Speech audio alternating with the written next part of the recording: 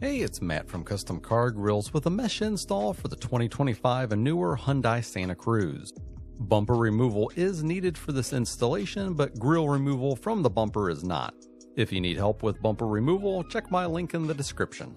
The reason we're doing this mod is because the grill holes are huge on this model. How big are they? Well, I can stick my whole hand through one. Even the emblem has huge openings, and so we've come up with this mesh piece that'll help mitigate damage to your radiator from road debris. The mesh installs to the back of the grill, and let's take a look at what we've developed. This is a pre-cut mesh piece that we have available for sale on our website. It's manufactured from our aluminum small diamond mesh specifically for these 2025 and newer Santa Cruzes, and we finished it off in a gloss black powder coat. There's several holes and cutouts which will be a key feature of this installation going smoothly. With the bumper and grill face down, the first thing I'll be doing is removing these vertical metal bars. It doesn't matter which order you do these bars in, and there's just 2 Phillips head screws holding them onto the grill. Once you have the 2 screws on the bar removed, then tilt the top of the bar upward and then pull out from the bottom of the grill. Repeat for the other side, and then let's move on to the other fasteners. We're not going to remove all of them, but many of them will be taken out temporarily, which are highlighted here. Again, these are just some basic Phillips head screws, and if you have power tools, then it can make this step a little quicker. Otherwise, some simple hand tools will get the job done fine too. Set these screws aside for the time being. We will be using them again shortly. And with the fasteners removed, our mesh piece goes right on the back of the grill like so. Please note that there are cutouts for the clips that are poking up. Included in our kit are also some washers, and this will be the time to use them. Simply take the washer and feed the tip of the screw through the center, and then fasten the screw back on the grill, which will secure the mesh in place. It's important to note to not use a washer on the lower hole where the metal bar was. We'll reinstall the bar last. Continue to install the rest of the fasteners back on the grill. There's no specific order you need to do this in, but generally speaking, I like to do the center areas first and then work my way outward.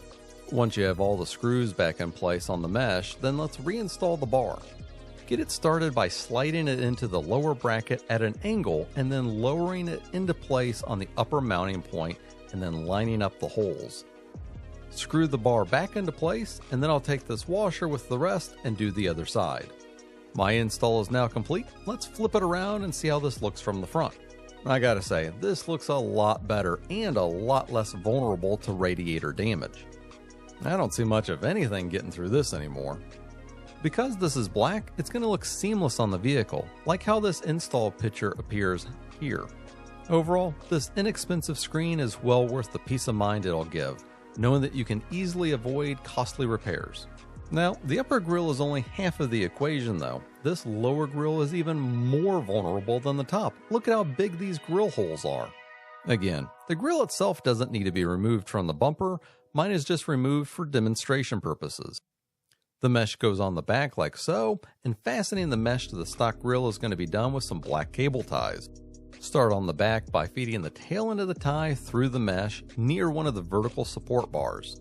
From the front, loop the tie around the vertical bar and back through an opening in the mesh on the other side.